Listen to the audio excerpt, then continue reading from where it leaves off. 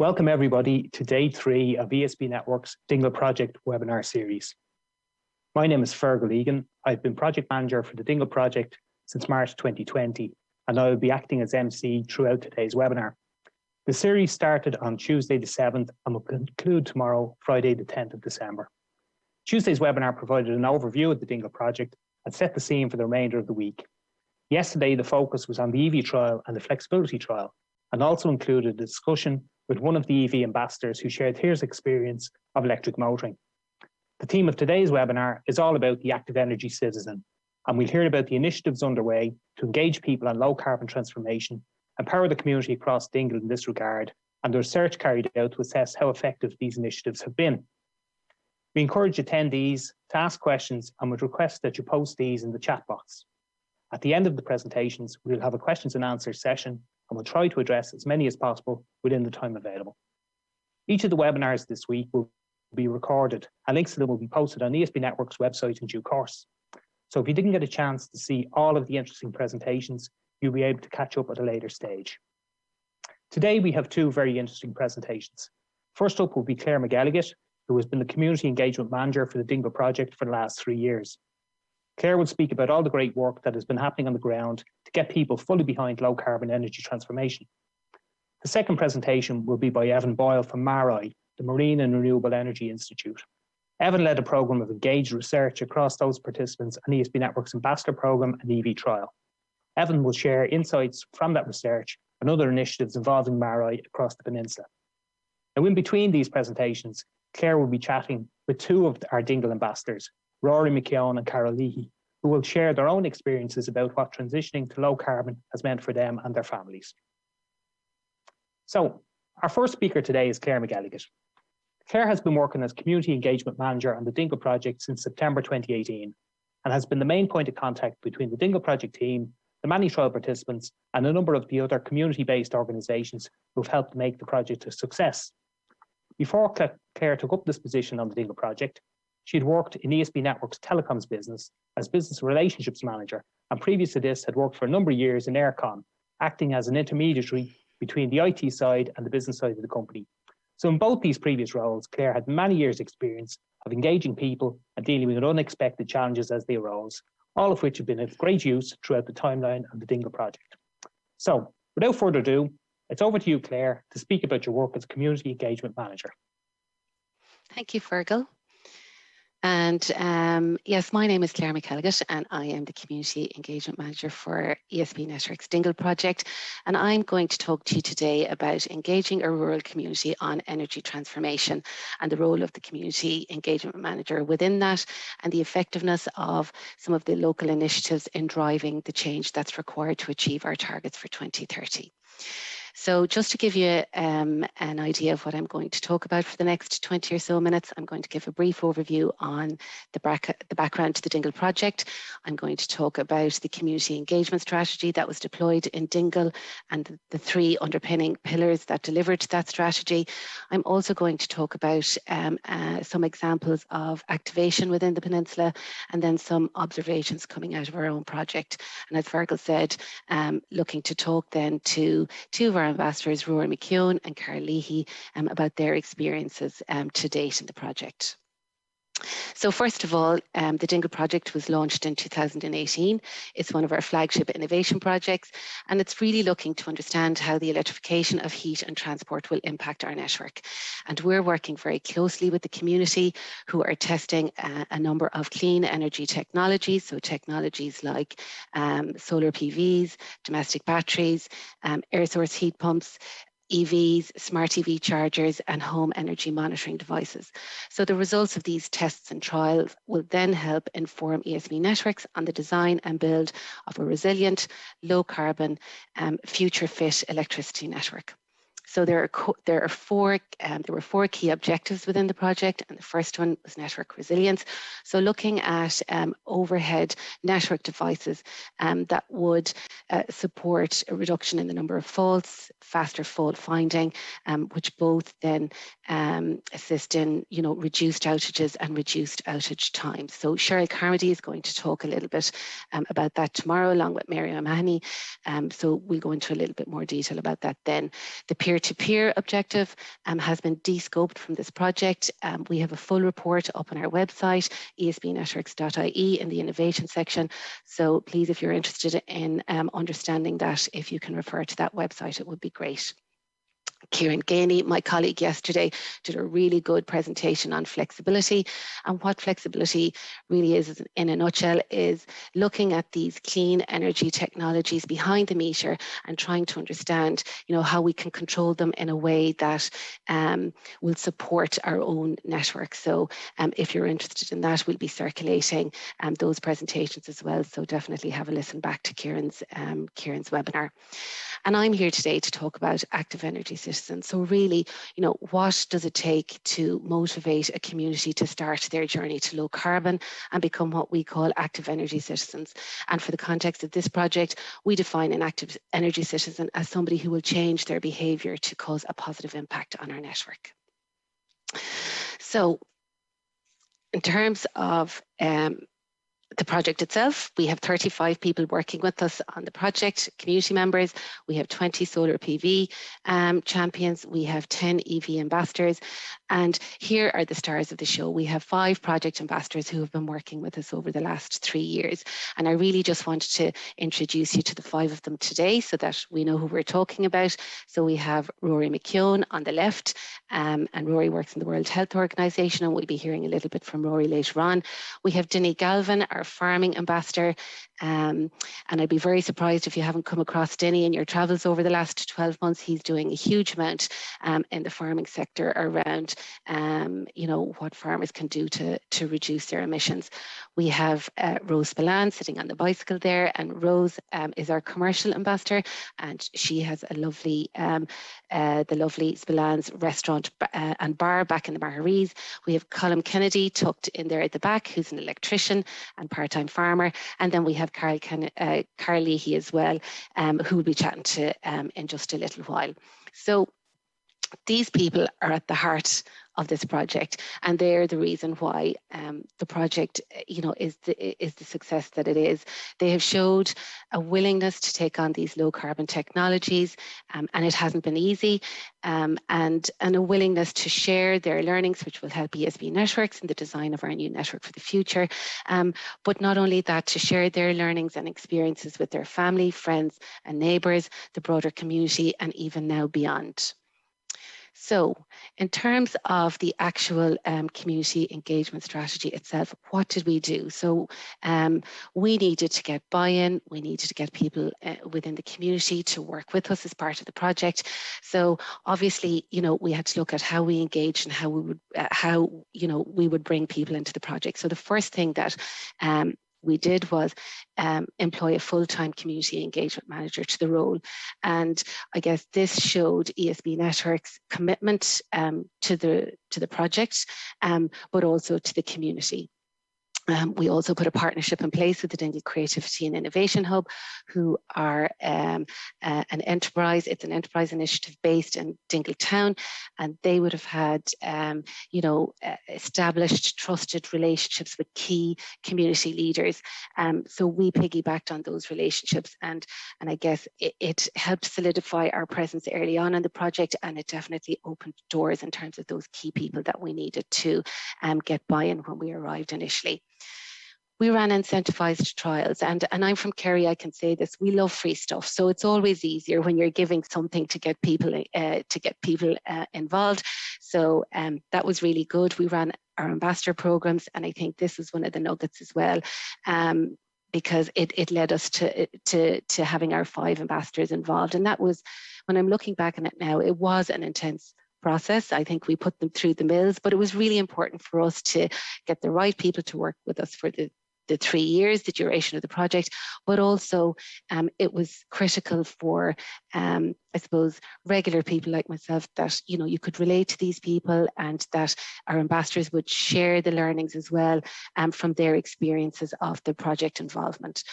We embedded ourselves in the local community. We sat on a number of different steering groups, Kirkagreena 2030 being probably the most important one. And that was a unique collaboration from, with 4 very diverse partners. We had North East West Kerry Development, who are a social enterprise group. We had the Dingle Creativity and Innovation Hub. We had MARI, the Marine and Renewable Energy Institute, and then ourselves. So like 4 very diverse groups coming together with one goal and one objective, and that was really to look at sustainability within the Dingle Peninsula and do our best to support the community on their journey to low carbon. So that was a key, that has been a key part of this project, say from the outset. We had a presence. We had a presence at all the local events, and there are many on the peninsula. So, like every bank holiday weekend, I have our marquee, a picture of our marquee up there. It was like a second home for us at one stage. We I suppose had a presence at say Féile na Bealtaine, Féile Lespole, Comórtas Pella, the Dingle Film Festival, the lovely Dingle Food Festival. So again, having that physical presence out on the peninsula, people are passing, they're coming in, they're asking questions, you're there and you're being present. We ran a number of competitions. We established relationships with local press and media who were very supportive in getting our message out there, particularly when COVID kicked in and our engagement plan went out the window.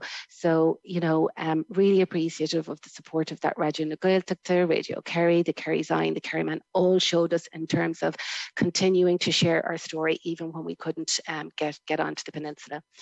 And again, I suppose we had an open door. We took out office space in the hub, so we had a physical presence there. And when a big organisation comes onto the community, there are going to be questions, there are going to be concerns, and it was very important that people felt that they could raise those questions and that they would be dealt with in a respectful way. So that was all very, very important to us. So the first year was really about bringing people in, getting the trust established, and getting our message out there in terms of what we were trying to do. So then the next stage was really, it was looking at our, how do we empower the community then to take up the mantle? So initially, I think everybody thought they were getting all this free stuff and it was going to be great, but then we actually asked them to do a bit of work. So we were getting our money's worth out of them, and we're definitely getting our money's worth out of them now. So it was all around empowering the community so that they could I suppose, start mobilising themselves and starting their journey as well to low carbon. So how did we do that? We organised a number of information sessions on the community where we invited people in. We explained what we were trying to do. We spoke about the clean energy technologies that we were putting in place, and very interactive sessions, so and very informal. We organised networking events, and I loved these. And I'm just, COVID kind of threw a spanner in the works. I would have liked to have more of them. And really what they did was we brought people into a room who had various different sorts of clean energy technologies. So I was getting a lot of calls and emails at the time around, I'm thinking about getting solar PV system. What would you recommend? I'm thinking about an air source heat pump. What does it do? We're considering a retrofit. So it was bringing people who had been through each of those processes into a room and going, right, Mary, you need to talk to Jim. He has a solar PV. I know you're interested in that. Rory's over there. Can you go over and talk to him, because he's just come through a retrofit process. So again, it's kind of building the confidence within the ambassadors and the trial participants themselves, so that they were sharing their learnings and I suppose their experiences of the technologies. And it comes back to that, real people sharing real experiences, and that was really important for us. We put our ambassadors and our trial participants front and centre, and Carol and Rory are on the line tonight, or today. So, they have, I've been pulled into webinars, into site visits, workshops. So like it is making the ambassadors and the trial participants front and centre. It's not about ESB Networks coming down and saying, this is what we're doing, and being that focal point. It's to step back and have the ambassadors and the trial participants front and centre. We ran a number of webinars and a very successful kind of online series as well, where we did worked with Kirkagreena 2030 and the Dingle Adapts Energy series, which were a lovely series of online interviews with our ambassadors that was led by the Dingle Hub. So again, it's bringing our ambassadors in, sharing their stories, sharing their experiences.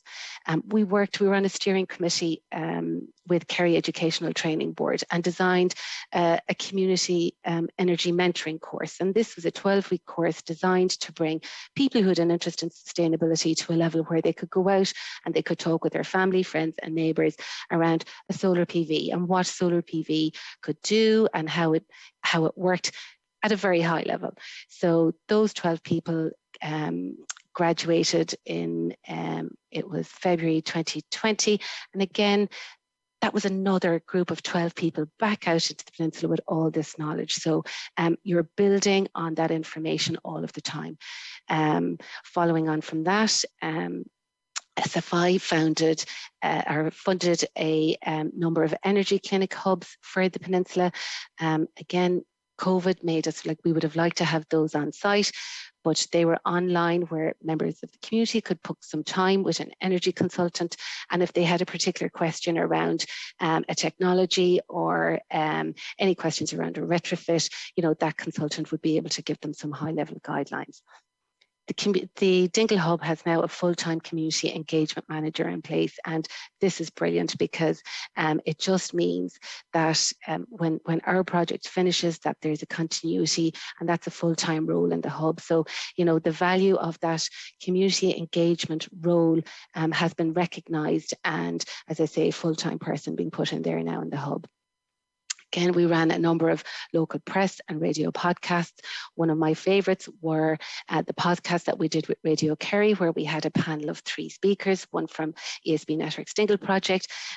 We'd have an expert on the technology we were talking about, say, for example, EVs, and then we'd have an EV ambassador. So you kind of had that rounded view, and different perspectives. And they were like 20, 25 minutes that we did with Radio Kerry, and they were very successful as well. And in the last couple of weeks, we've had a number of stakeholder visits that have been really well received, both internally and externally. And we've had people like the Demand Response Association of Ireland visit and the Energy Association of Ireland. We've also had EirGrid, NIE, and members from government. So lots of interest in terms of what's happening in the project.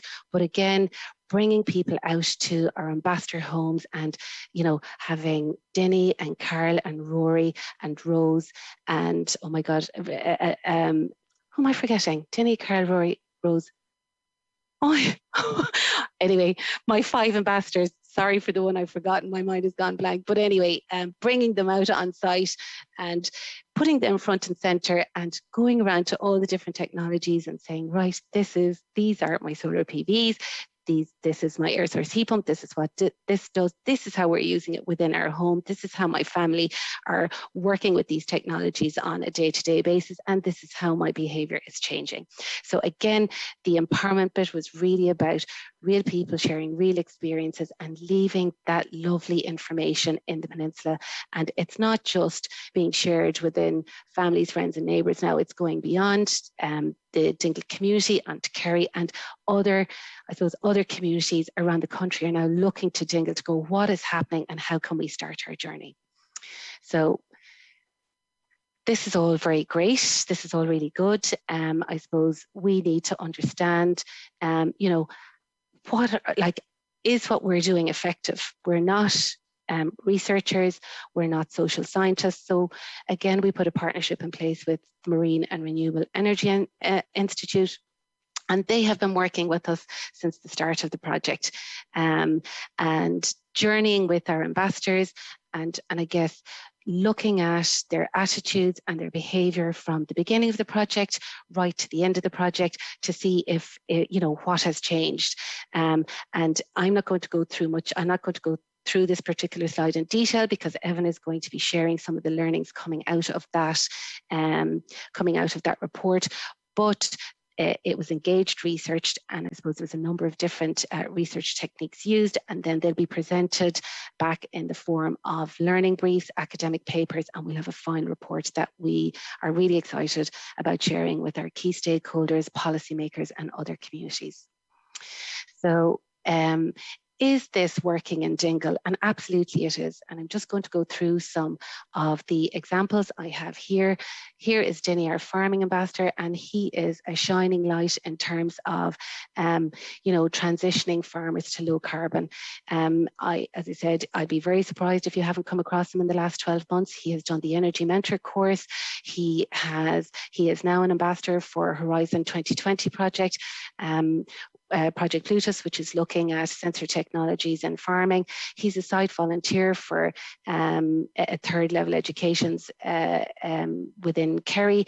And this is my favorite thing in the last 3 years, the West Kerry Dairy Farmers SEC. So it's a sustainable energy community that Dinny and 3 other farmers have set up, and they have mobilized 100 West Kerry dairy farmers, and they are now looking at, their energy usage within farms. They're in the middle of doing an energy master plan, and coming out of that, there'll be a series of recommendations around what they need to do to reduce their carbon footprint.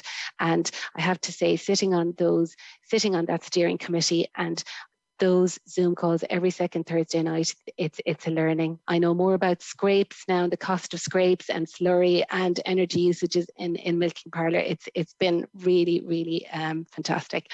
Dinny's also gone to COP in one of our EVs. And he's as I said, he's done a number of radio interviews, TV interviews. He was recently on 6-1 News. So lots of work going on with Dinny, and that just comes back to making sure you have the right person involved as well. Because when you have the right person involved, you can mobilise a community.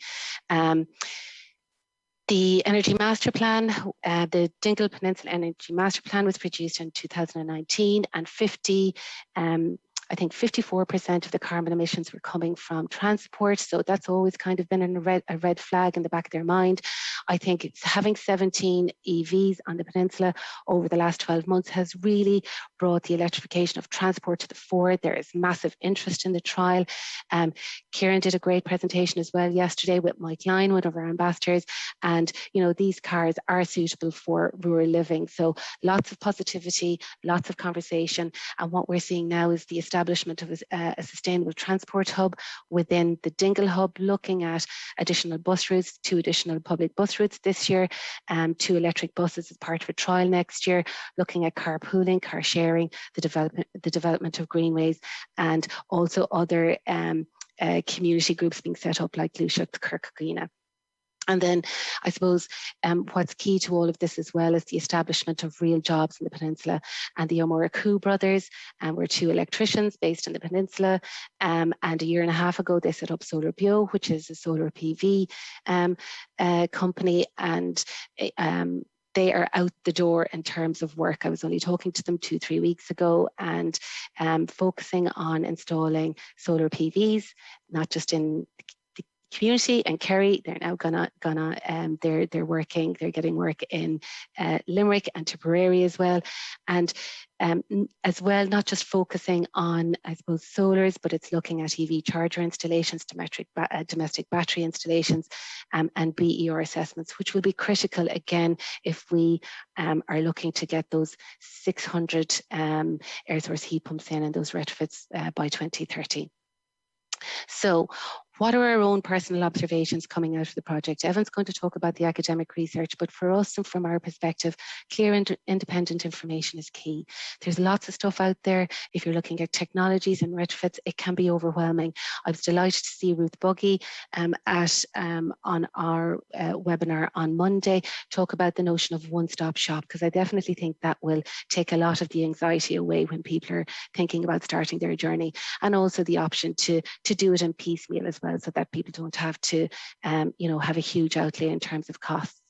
That trusted information trusted sources. We hear, we listen to the experts, but we hear and we act on, experiences that our family, friends, and neighbours have. And again, just going back to Monday, when you hear that very, very interesting presentation by Catherine O'Brien around this new reimagined consumer, since the pandemic, people are reevaluating the reasons why they buy, and I'm seeing that in Dingle, things like sustainability, keeping it local, trusted, being safe.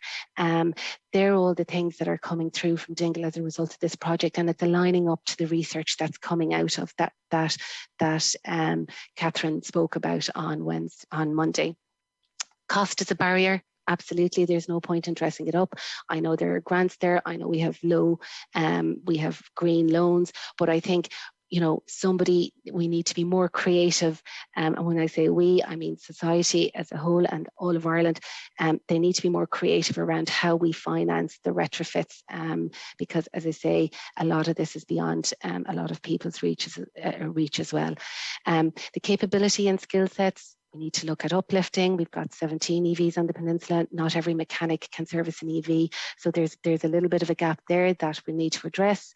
Community support. Again, I'm seeing people want to start, they want to do something, they'll get to a certain point, and then, like say, for example, you get your energy master plan done. It makes a recommendation that an anaerobic digester is key for your location.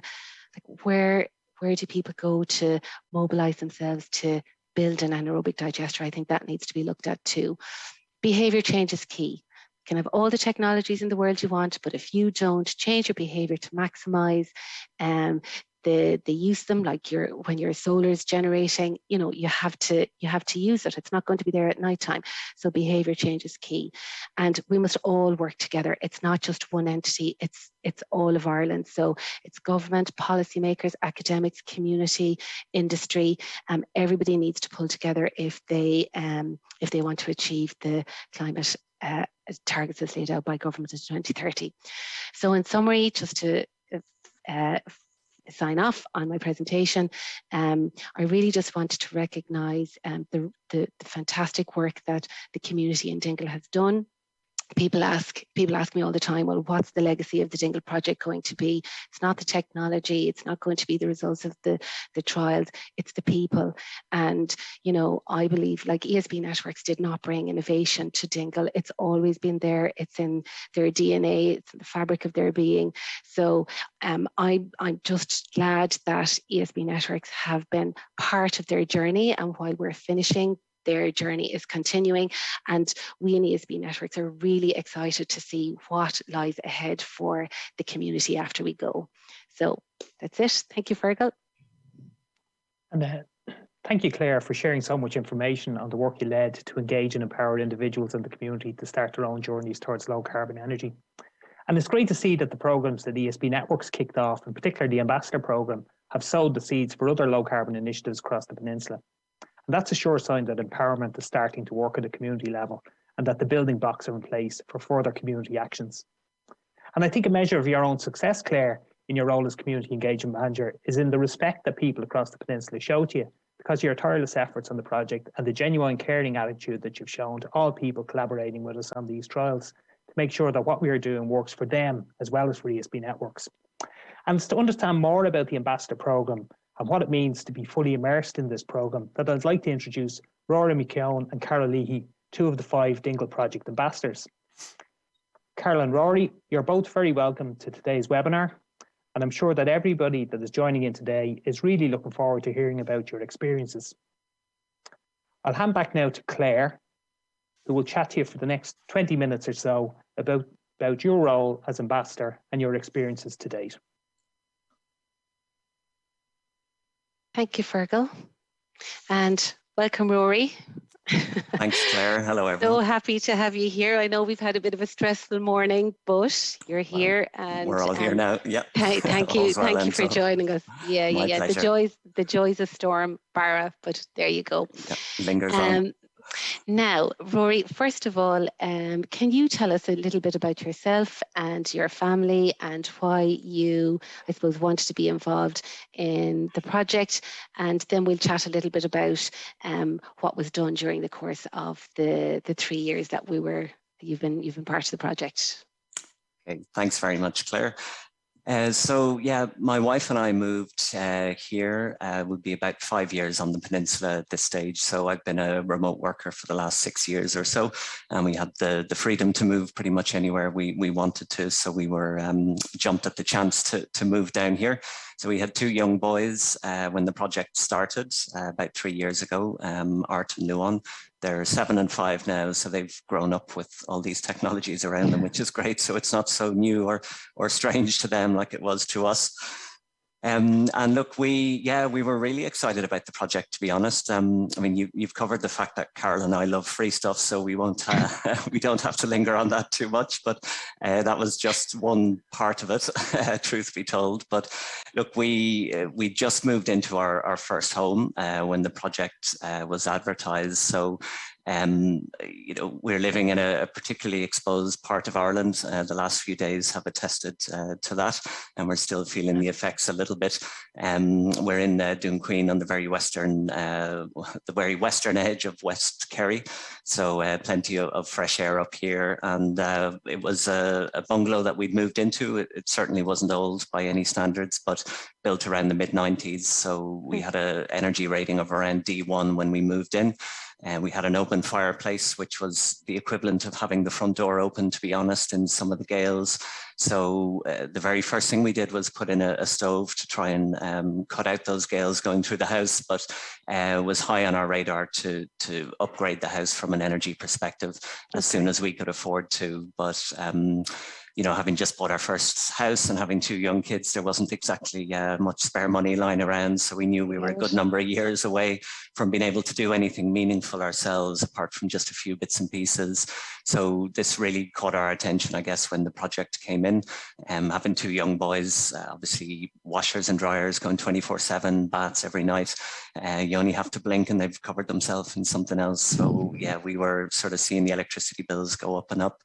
And yeah, look, they were the main motivators, to be honest. The project itself was really interesting and forward-reaching, I guess, and that appealed to the nerd in us as well, that, we had a chance to sort of see how houses might look 10, 15 years down the line. So all of these things had us jumping up and down.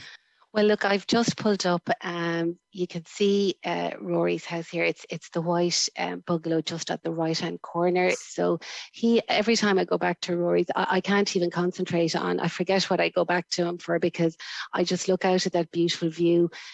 He's got the Blasket Islands out there, and I suppose it comes back. It is fabulous, but this week, we're seeing the effects of Storm Barra, and it may not look like that today. But Rory, your bungalow then, just in terms of the technologies that went in and your retrofit, would you like to maybe walk through what was done and tell us a bit more about that? Sure, yep. I might just say I'm very pleased to say that the trampoline in the bottom right corner is still there after Storm Barra. Kept me awake at night, wondering where it may end up. You might have seen it up in Dublin at one point. But so look, I think what was great about the project is everything came in stages. I think, we weren't very tech savvy getting into the project. We've learned a huge amount. I'm not sure we'd say we're experts by any stretch of the imagination, but having that staggered introduction was brilliant. The solar panels that you just saw there a second ago were the first to go in. I must say we were, of all the technologies, most surprised at how much sun there is in West Kerry, to be honest, and how much you can harness that. Now, unfortunately, we were spilling quite a bit of that energy back to the grid until later in the project when the battery management system came in. And that was a big learning for us. When you have that capacity to produce solar, it was really important to find a way to store it. Otherwise, you have to use it on demand. So that was certainly a big learning from our side. And did you say with the solar, Rory, did you find yourself, because I know in my brain it would go against like putting a wash on during the day, because you tend to kind of do that at nighttime with a night rate. But did you find yourself maybe trying to capture some of that solar during the day, or? Yeah, we were glued to the app. To be honest, I became a bit obsessed at the start, so I had to kind of wean myself off it because, yeah, you can see in real time pretty much what the house is using, how much solar you can capture and use, and then how much is spilling back to the grid. So yeah, obviously you want to try and keep as much as you can rather than it just dissipating out. So we were finding ourselves looking at the weather forecasts, you know, shouting at each other not to put the washer on yet. It was going to be a sunny spell in the next hour, so just hold off. And we were also able to keep the electric vehicle plugged in, so some of that solar power could spill over into the car. So yeah, that was one of the big behavior changes we noticed.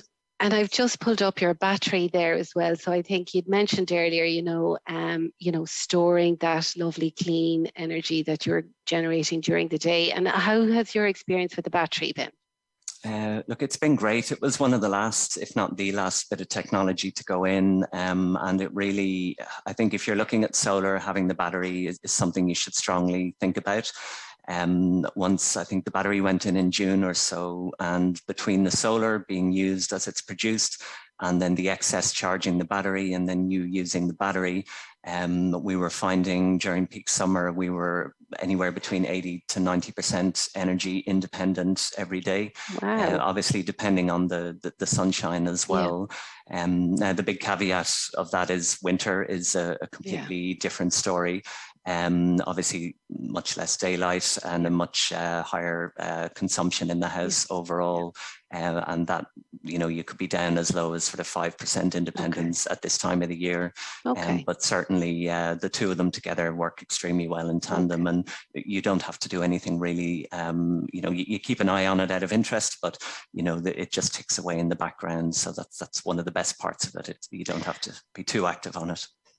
And now the dreaded wall, and will you please apologise to your wife, because I thought this wall has not been painted.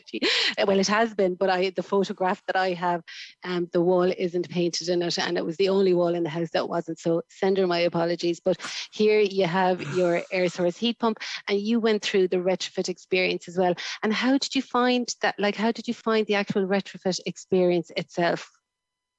Yeah, look, we were probably one of the lucky ones as well that it went quite smoothly. I think with any major refurbishment works to a house, there's always a risk you'll find something unrelated or something that you weren't really hoping or planning to have to do. But we had already some issues with our copper pipes previously and had replaced those. And I think that would have surfaced during the retrofit if we hadn't done it already. But apart from that, we were able to stay in the house during the works. I appreciate that's not everybody's experience. But for the work that we needed to be done, and was reasonably extensive in terms of insulating the walls, replacing all the doors and windows. We were very lucky with our contractors as well. But with the two kids in the house, not having to move out was a big bonus. It was a big thing. Yeah, it was quite straightforward. And the air source heat pump, has that made a difference?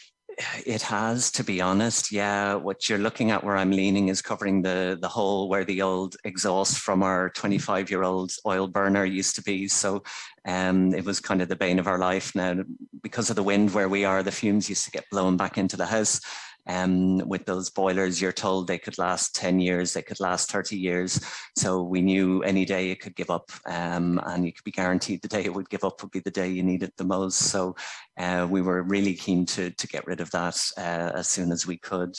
And look, with the air source heat pump, it's, we found the house is a constant temperature. You've always on hot water. You're not panicking about having left immersions on or otherwise, which has been fantastic. They are a little bit less responsive if you adjust the temperature setting. Whereas before with the oil burner, if you crank it up, the house will be roasting in half an hour. Straight away, yeah, but it takes a little bit longer to heat up and cool down. But to be honest, one of the unforeseen benefits was the time it takes for the house to cool down. We've been out of power intermittently for the last 2 days, for at one point for about 18 hours, and we're finding that the house just doesn't get cold. Previously, if you turned off the heating, the temperature would go down, but we've only noticed a change of about 2 degrees max over 18 hours. So the insulation helps keep the house warm. So. And Rory, are people asking you questions? Are they interested in what you're doing? Do you think people are mobilizing, or like, what is have people been talking to you about it?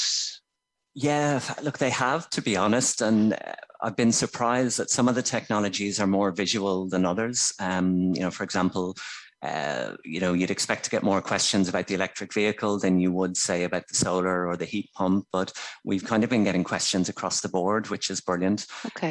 Certainly the EV, the most questions. I've got over my fear of somebody coming up to give out to me in a car park for cutting them off, because I keep getting people just stopping and chatting and not rolling down their windows. So at the start we were a bit worried that, it was a confrontation, but we've got used to it now.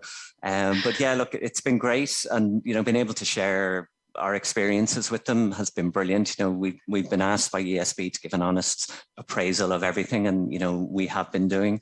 In some cases people were really interested in solar, but everything is just depends so much on where you live and how much sun you get. And in some cases people have gone ahead and got it, and in other cases, based on our experiences, they've realized that the costs may just not stack up.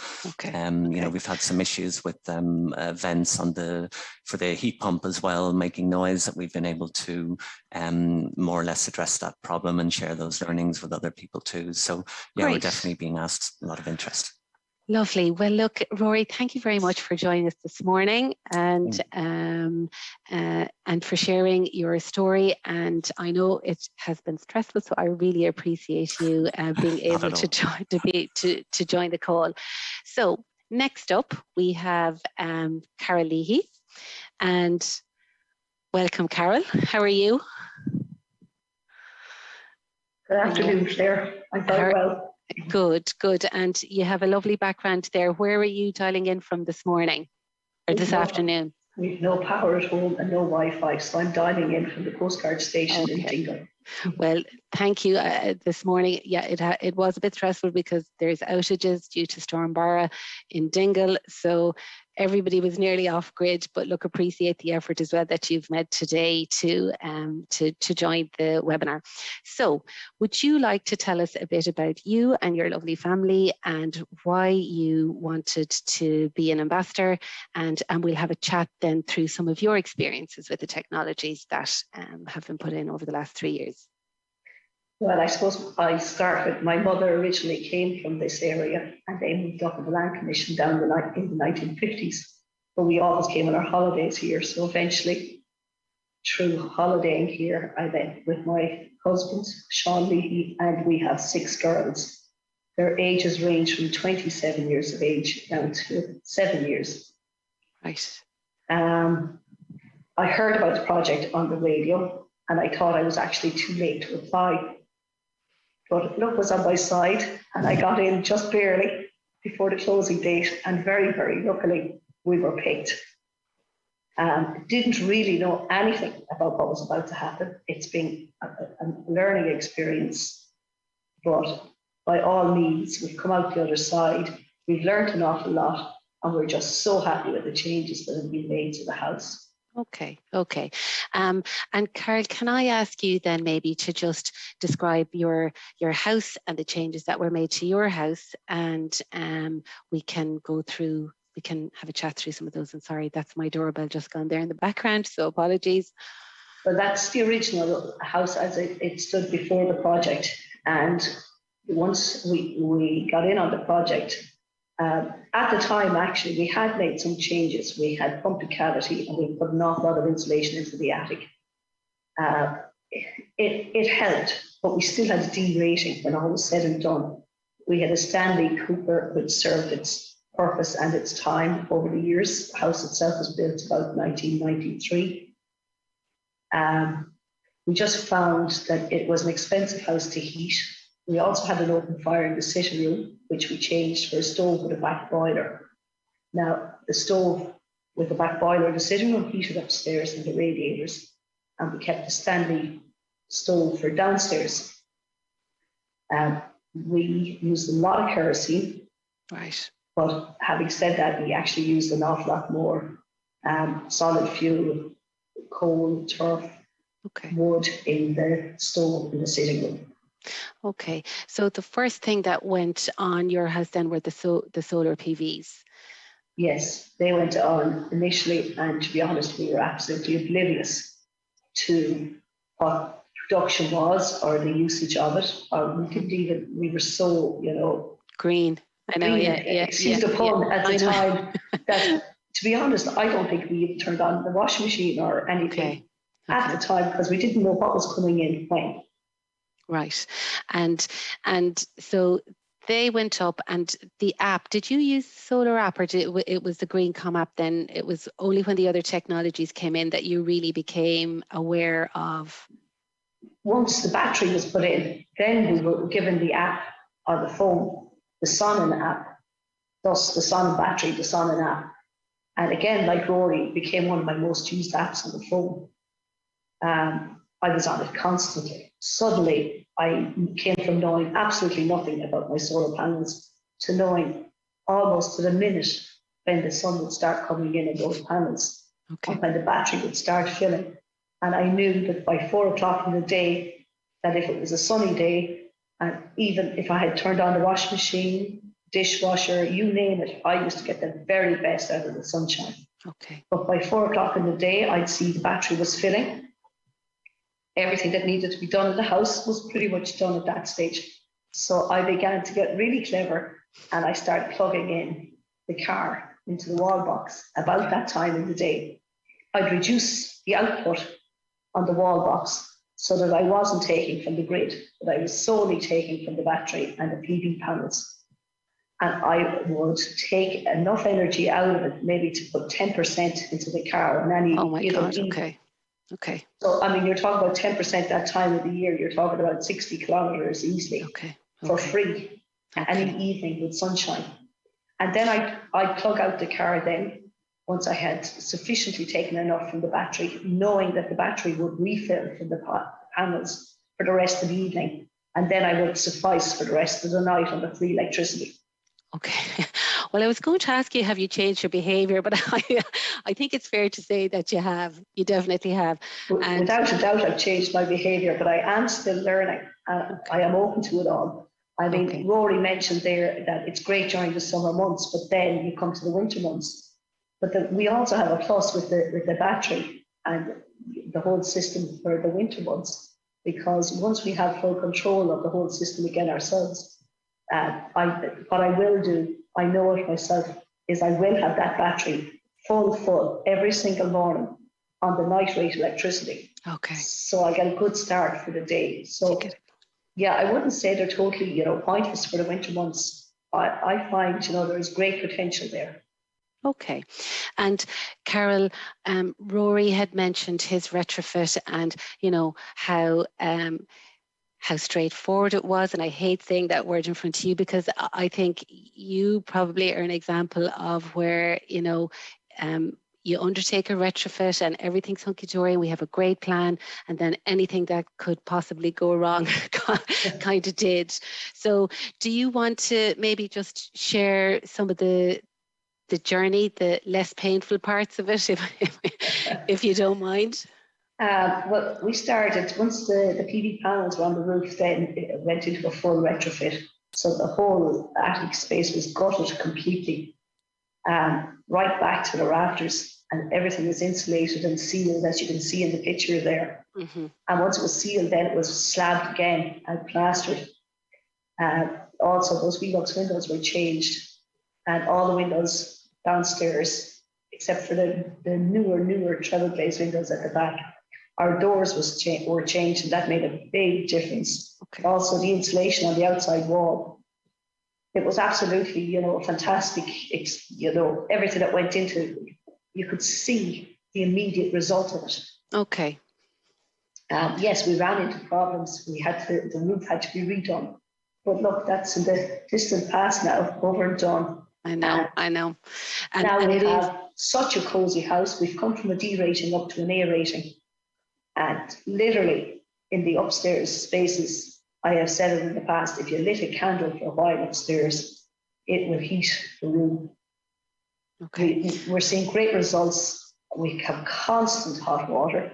And that was one of the big fighting points always with the girls through the years. who left on the immersion, who turned it on, it was constant. But now nobody ever mentions hot water because we take it for granted. It's there all the time. The house is cozy, you come in and you can feel the blast of heat when you come in, and it's fantastic. Okay. And you also mentioned as well, just in terms of the quality of the air. And I know that Holly, you'd mentioned this, that Holly's asthma seemed to be less this year as well.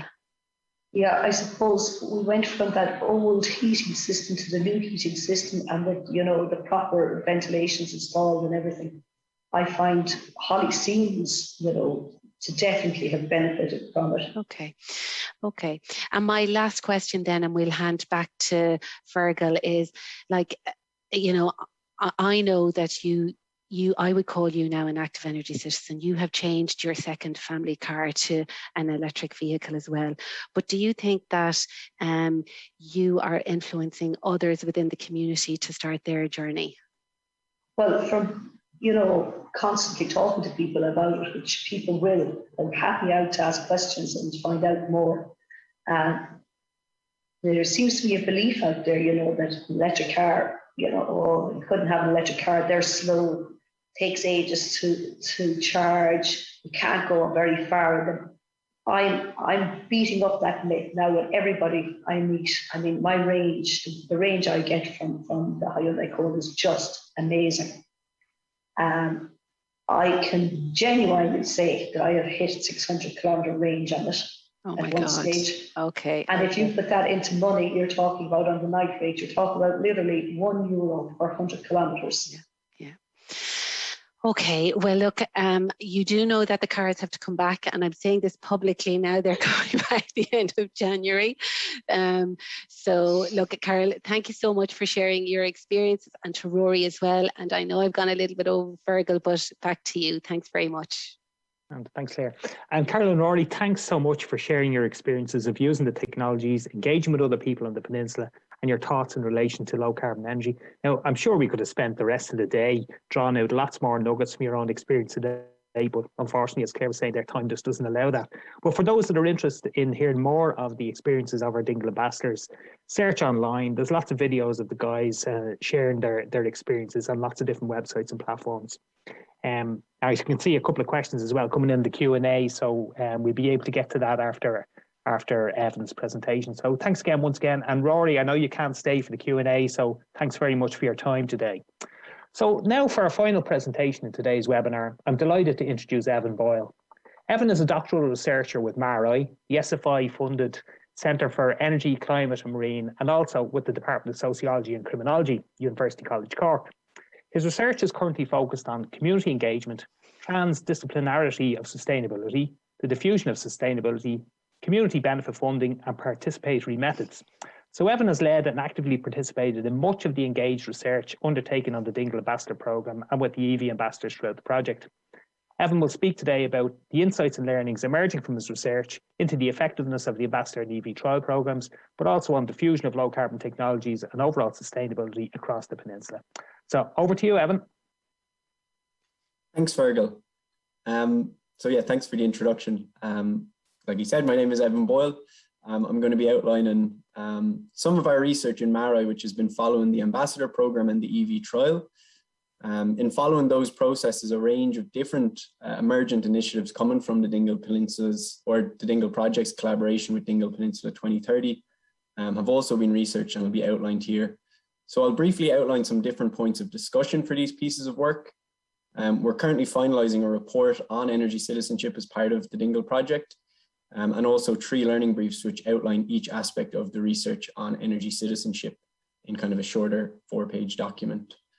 As touched upon throughout the webinar series, the main focus of the Dingle Project is on customer flexibility, peer-to-peer services, increased reliability, and this piece on active energy citizenship, which we'll give our focus to here in this presentation. So our report on energy citizenship in collaboration with ESB Networks was conducted from the start of the overall trial up until August of this year. And there's 4 main areas within the focus of this research. So this was the Ambassador Programme, the EV trial, the diffusion of technology, and finally the diffusion of sustainability.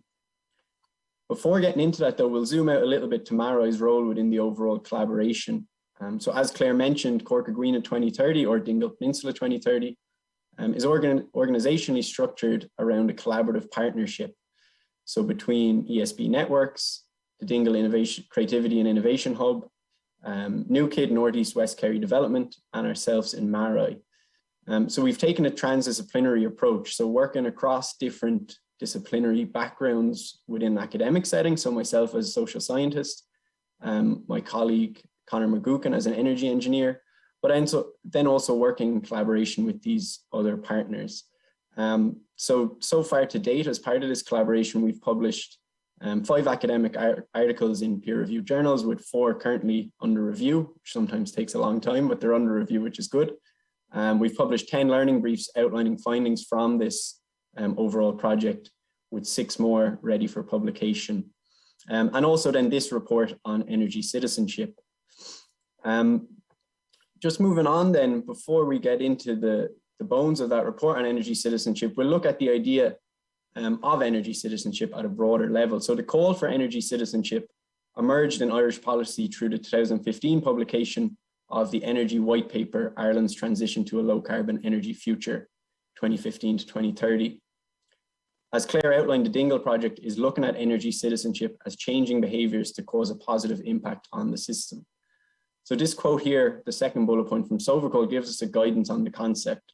So the success of any new technology owes less to its technological virtues and more to it being built into society. On the left then we have a diagram which shows the progression from passive energy user to active energy citizen. And we must ask ourselves these core questions. So where to engage, why to engage, and how to engage. So the core barriers to public engagement are a lack of knowledge, a lack of motivation, a lack of resources and infrastructure. The ESB Dingle Project has been engaged in activating energy citizenship through looking at these questions and responding to these barriers that are in place. So first, in looking at the ambassador program, the methods we used here were 4 rounds of interviews, with the 5 ambassadors across the trial period. So Claire has already outlined a number of learnings from the ambassador program for ESB networks, and we can add a few more here. So significant, on the left-hand side there, you see the average Dingle, the average home on the Dingle Peninsula produces 9 tons of CO2 emissions per year. With the integration of all these low carbon technologies into the home, significant emissions reductions are achievable. So up to the potential of 48% if everything is optimized. This is done through retrofitting, the deployment of heat pumps, solar PV, domestic battery, and electric vehicles. So integrating these low carbon technologies into households and businesses facilitates the emergence of active energy citizenship. And Carol and Rory have both spoke to this a little bit. We've also found that active participation in demand management can be of interactive software programs.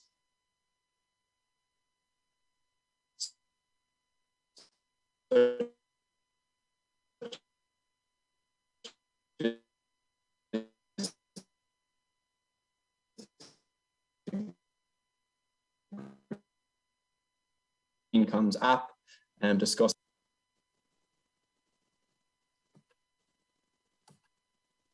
Sorry, just skipped ahead there. So we just have some quotations from some of the ambassadors as part of the trial. So all the ambassadors were keen to remain involved with ESB networks in some capacity following the project, which shows the successful community engagement approach which Claire and the team in ESB networks have taken. And throughout all 5, the experience had positive outcomes with relation to the lived experience in their homes and businesses, and the quality of life benefits associated from their participation and the changes experienced through the integration of low carbon technologies. Through understanding these technologies and through implementing them into their homes and lives, they've gained a first-hand experience that can be shared with others. So people in the community then are keen to learn more. And as trusted members of the community, through acting as ambassadors, they can act as a source of information for those interested. And this is all those conversations which begin to take place on the peninsula and how this can lead to further works being undertaken. With regard to the EV trial, a survey was conducted at the beginning of the trial to get base level perceptions of EVs from participants. So this was followed by interviews with the participants afterwards at the 6-month stage of the trial with the EVs. On the left, we see data from the EV trial up to the 31st of August of this year. And on the right, then we have a word map which outlines positive and negative perceptions of EVs from trial participants. So the mind map shows these benefits and kind of positive things which EV users associated with the vehicles, such as environmental factors, driving experience, cost efficiency. And then in the red, we have some of the negatives, such as battery manufacturing or cost of purchase. So electric vehicles can be used for daily driving in rural communities without much disruption to normal driving patterns. Things such as range, cost to charge, and performance are perceived much more positively following integrating these vehicles into your lifestyle and your current driving patterns. So things around range and cost to charge and performance are things which people have negative perceptions of before they have the experience of driving the cars. So for long distance driving, EVs are deemed to be a little bit less practical than internal combustion engine alternatives currently. And this is not to suggest it can't be done with the EV participants undertaking long journeys across the country, but there's still a perception of having maybe one EV and one internal combustion engine alternative in the short to medium term as the infrastructure develops further. So through being part of the EV trial, participants have been regularly engaged in conversations about the experience of driving an EV. So the visual aspect of the cars, which Rory touched upon, has been something which has led to conversations with the participants being keen to share experience with others. So through participation with one low carbon technology, in this case, the EV, some people as part of the trial have become more aware of other energy related topics. So this highlights the potential of energy citizenship to emerge through experience of technology. And we can move from this then to look at the diffusion of technologies throughout the peninsula. So as people integrate one thing, whether it's a solar panel or in this case an EV, into their lifestyle, they become more aware of energy in a more general sense. It's not a case of just flicking a switch or not a case of just plugging in the pump within the petrol station. So with regards to technological diffusion, diffusion can be understood as a cascading mechanism that leads to cumulative adoption of behaviors by some individuals, even while their social position or the resources associated with them changes only trivially or remains unaltered. And although it's an early stage, we're starting to see the emergence of this technological diffusion on the Dingle Peninsula. So through the EV trial, many participants have gained interest from family and friends in the purchasing of electric vehicles moving forward. And as Carol suggested, she's already bought an EV based on her own experience within the trial. Similarly, for the ambassador program, this has led to wider interest in undertaking similar work with friends and family members, highlighting the need for trusted people in communities to share experiences of energy technologies in order for people to make that step to integrate them into their lives. So there's a need to revisit this in years to come to see the emergence of technological diffusion more broadly across the peninsula. On the right-hand side here, we have a couple of graphs where we can speak to this a little bit.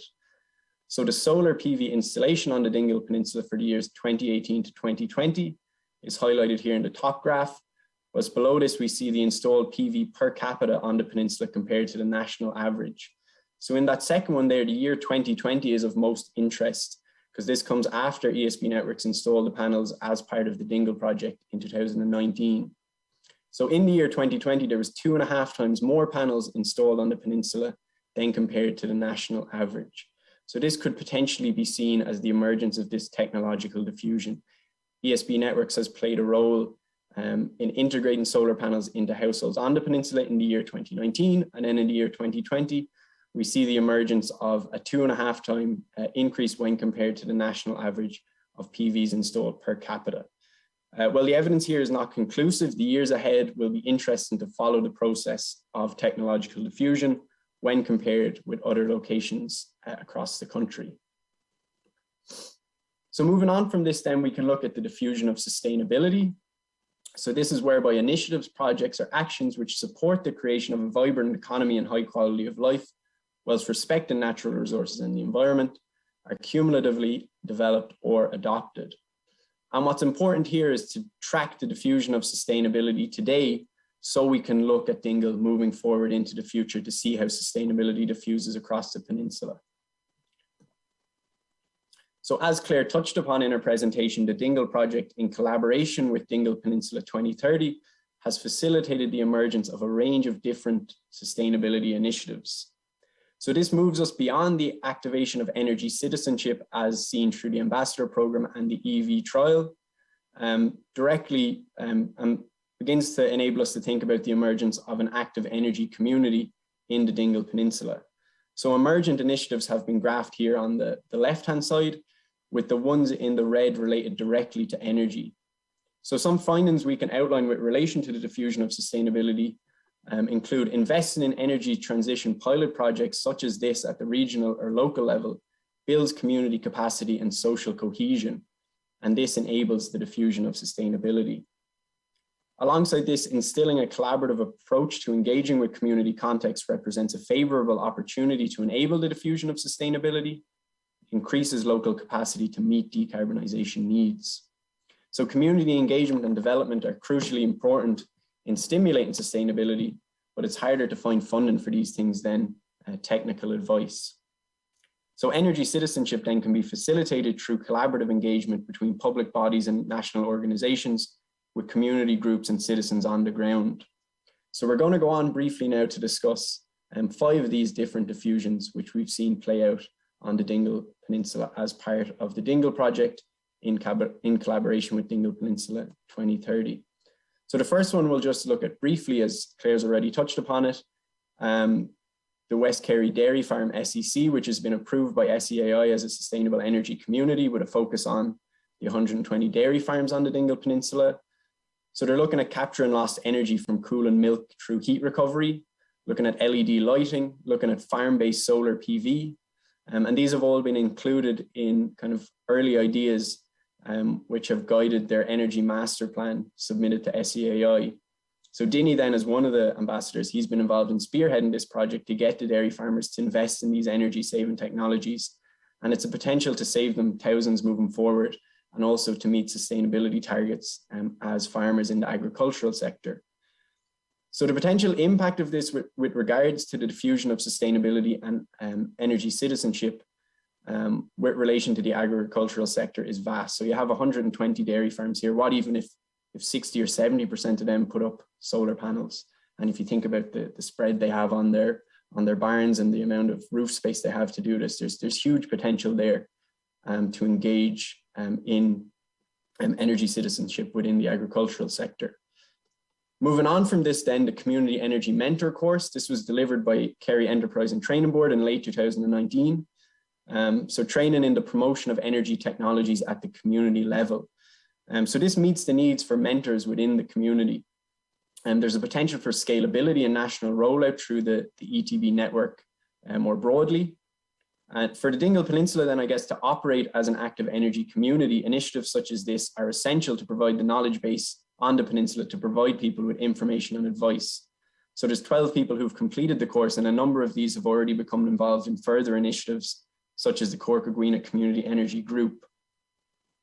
Again, this shows how through the diffusion of sustainability, through activating energy citizenship through things like the Ambassador Project and the EV trial, you can start to see the diffusion of sustainability into other areas. And ESB networks played a role in contributing material to the Community Energy Mentor course. The next one then, just briefly, the anaerobic digester feasibility study. This initiative was developed through a meeting of farmers at the 2018 Farmers Forum in Dingle. It identified the potential of 300 gigawatts of energy through anaerobic digestion.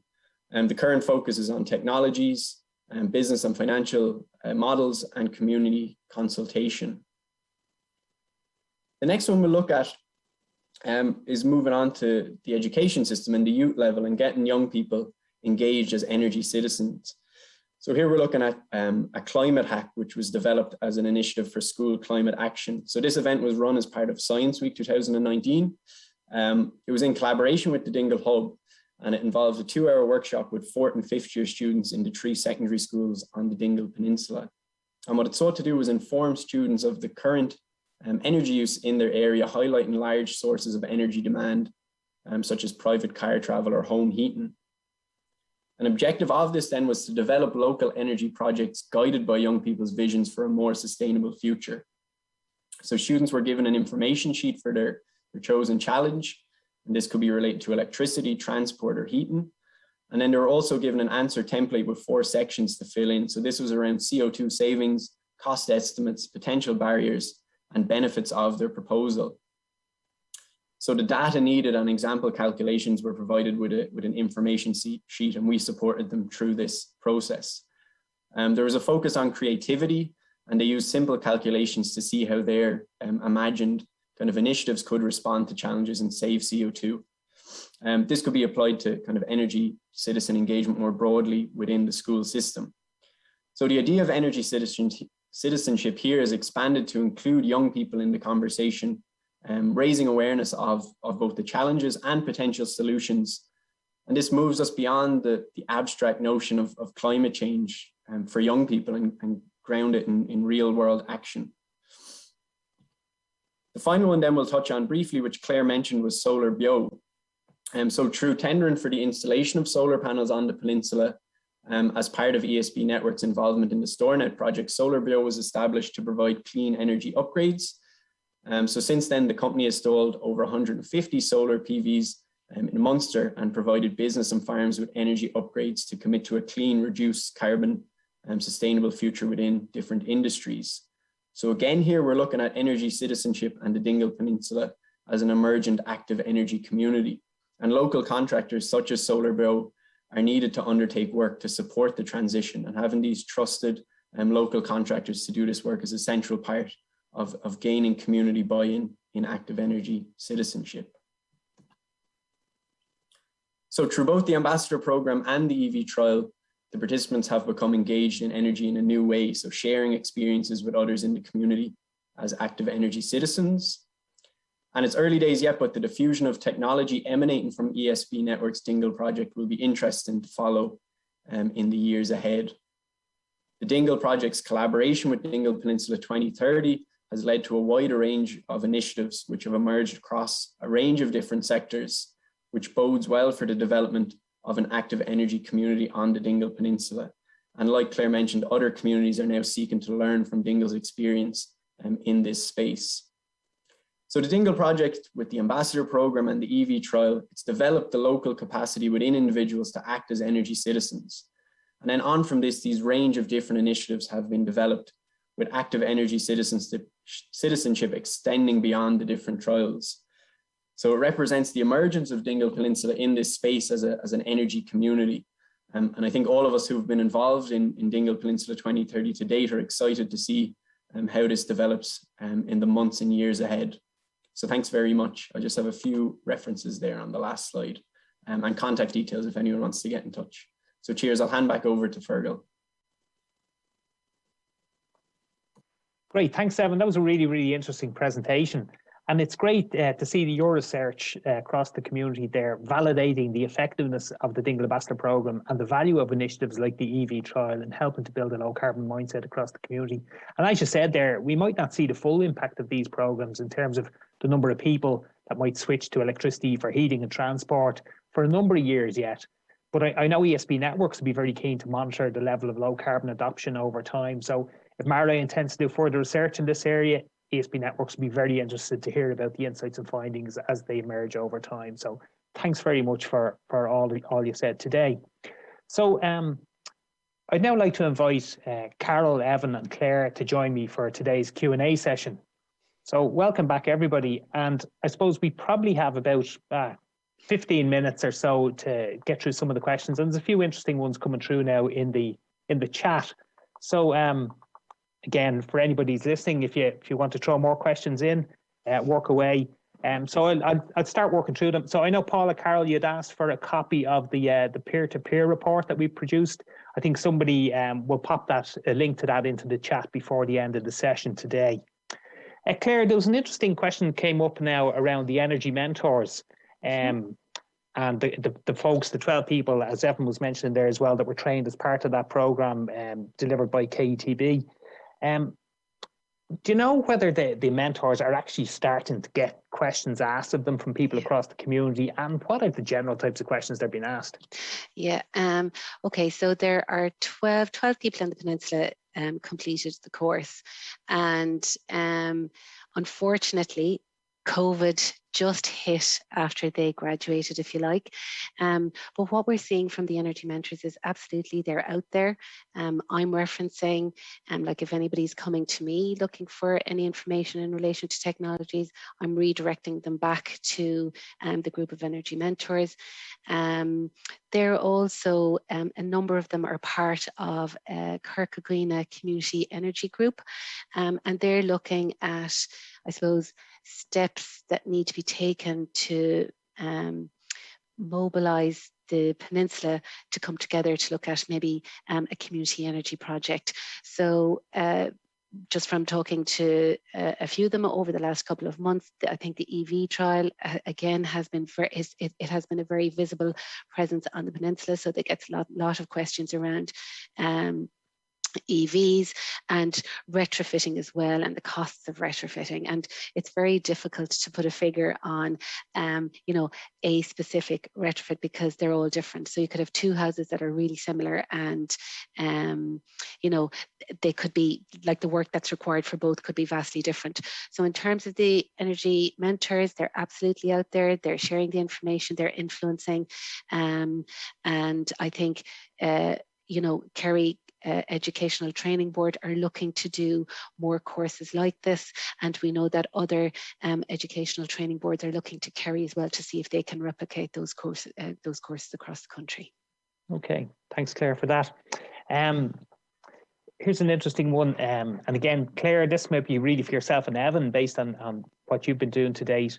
In terms of learnings that were noted from engaging with the younger generation in schools and clubs and so forth, were these people already in the climate action headspace, or did you hear about them looking to try and influence their family members or their parents or grandparents or anything in that regard? I might talk to that one first. Just on the climate hacks across the 3 different schools, it was an interesting dynamic on how this kind of has developed, where a lot of the young people feel ahead of the curve when compared to their parents or whatever, that, we know about this whole problem and the older people aren't doing anything about it. There's been that kind of narrative, Greta Thunberg and everything. But then giving them the actual, project of pick a topic, whether it's transport or home heating or electricity, and figure out a way that you can decarbonize this. And we give them kind of simple sums they could do around CO2 savings or the costs of the project. And some ideas were wild, extravagant, crazy things. And some were real simple initiatives, switch to cycling or whatever it is.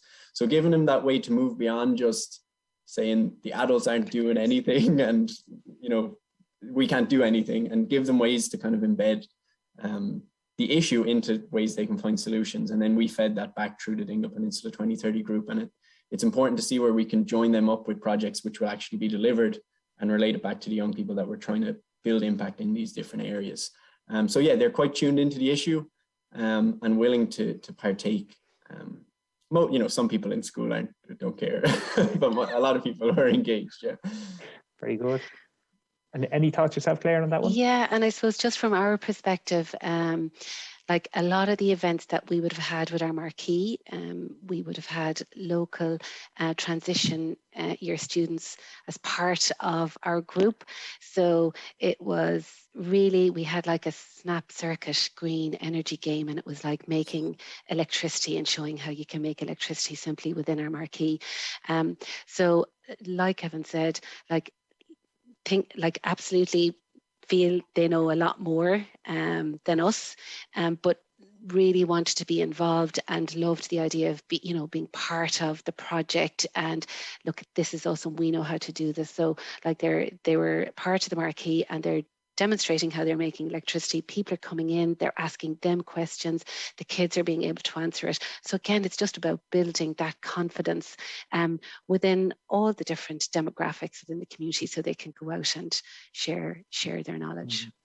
And Carol, you probably have lots of experience or understanding of this as well, as your role as a part-time teacher, and then with all your own kids themselves. Like, how involved are children across the peninsula in their thinking in this regard? And it's funny you should ask me, Fergal, because even last night I was parked in a local supermarket car park, and the car beside me had pulled in just before us. Guy had gotten out, he left his car running and went in. My 7-year-old turned to me and said, "Mom, you see that? That's really bad for the environment." And I said, "Well, fair play to you, a 7-year-old. Yeah, I can see it myself with the range of girls, you know, ages that the girls are. That yes, they've all learned so much from it as well. And I mean, you have to praise the youth when all is said and done, you know, with their initiatives and ideas. But I do find the one telling factor at the very end is, I think, whoever's paying the bills is the one that watches everything, you know, the best. And that's you. Yes, yeah. Myself and Sean are more clued in now than we ever were.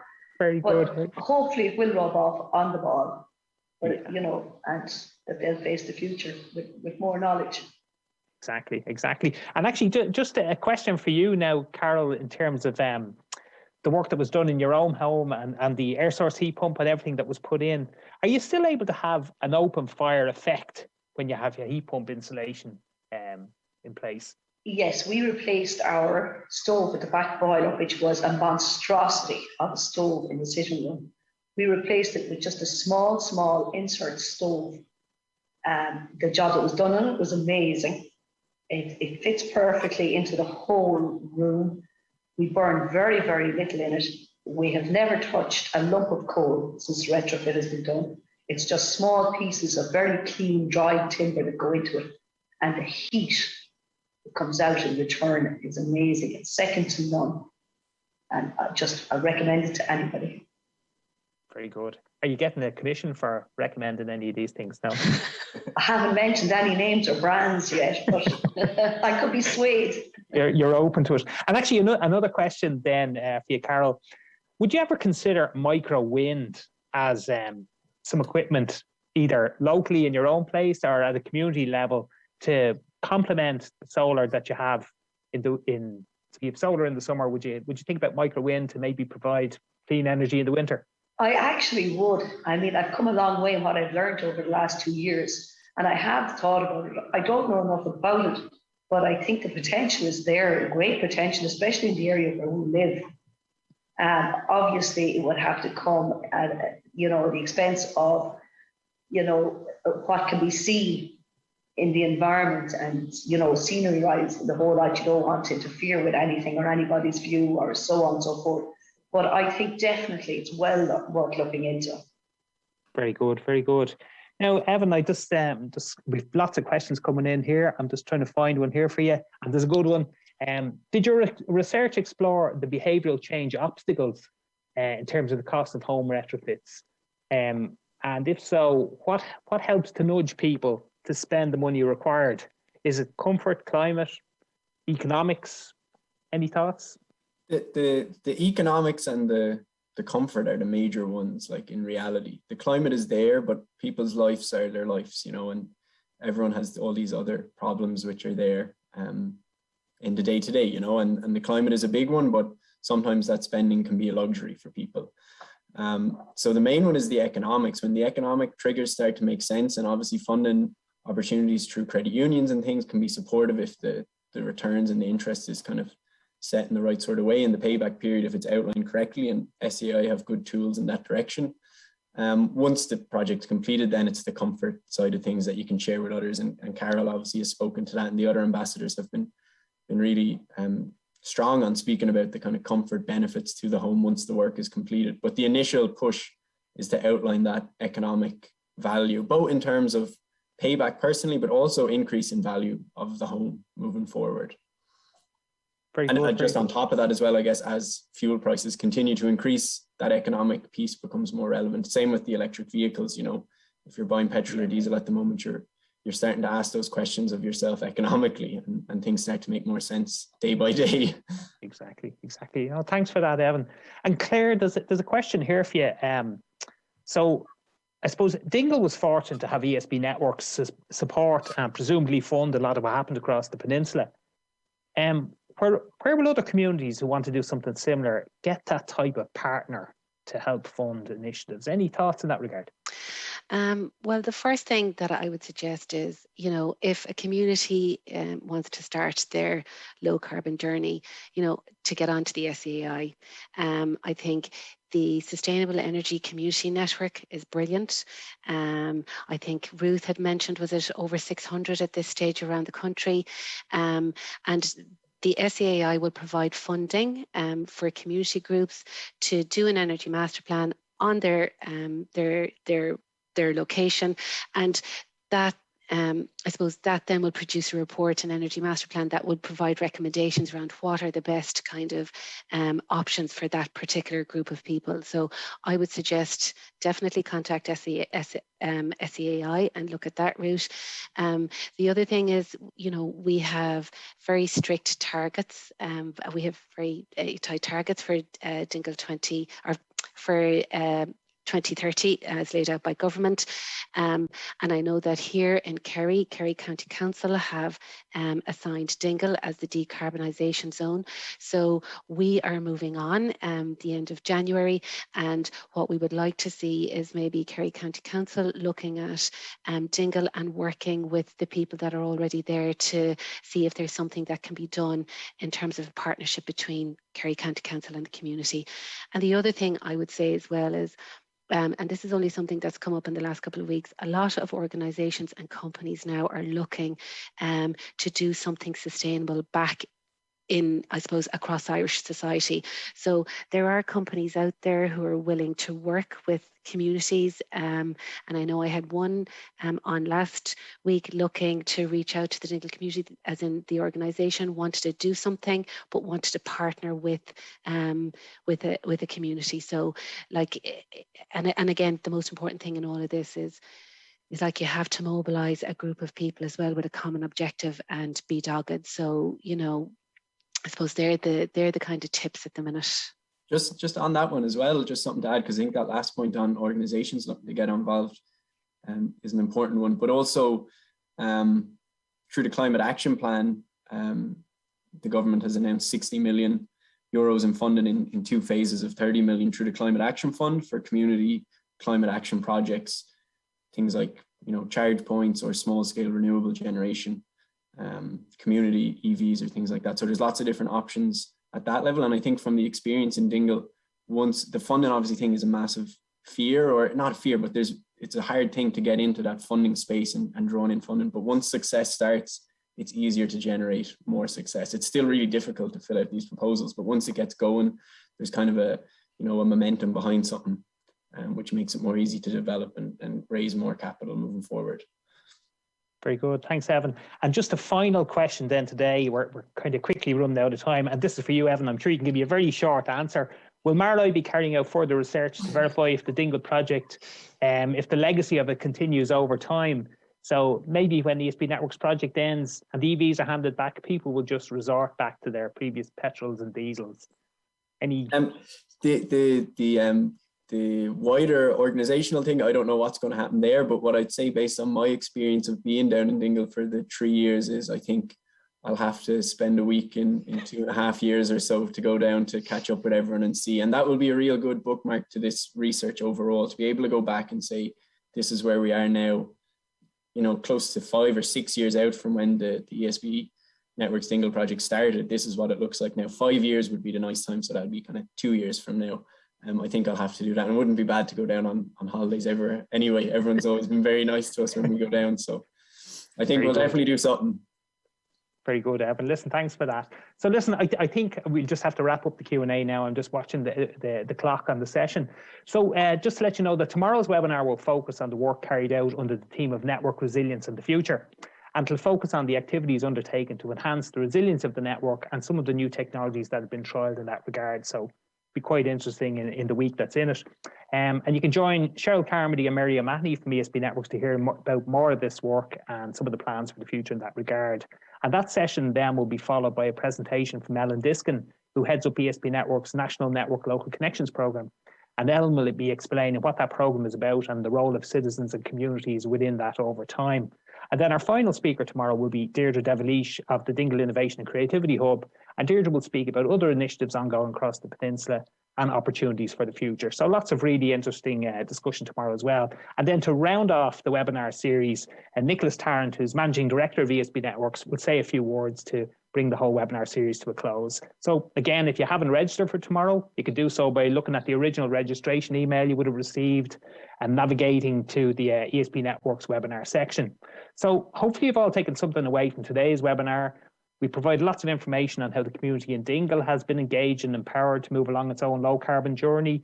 And we've heard about the research carried out to assess the value of programs like the Ambassador Programme and the EV trials that were underway. And then we got to hear about the experiences of two of the ambassadors, Rory and Carol. And it's kind of those type of experiences by people at the heart of the communities that can really act as a stimulus for others to follow. So if you want to find out more, have a look online to hear more of their experiences. So again, many thanks to everybody who joined today's webinar, and especially to each of our speakers, Claire, Evan, Karen and Rory. So for further information on the Dingle Project and any of the other ESB Networks innovation initiatives, check out the ESB Networks website. So hopefully some of you will be able to join us tomorrow for our concluding series, our webinar in the series. In the meantime, goodbye and stay safe. Slán.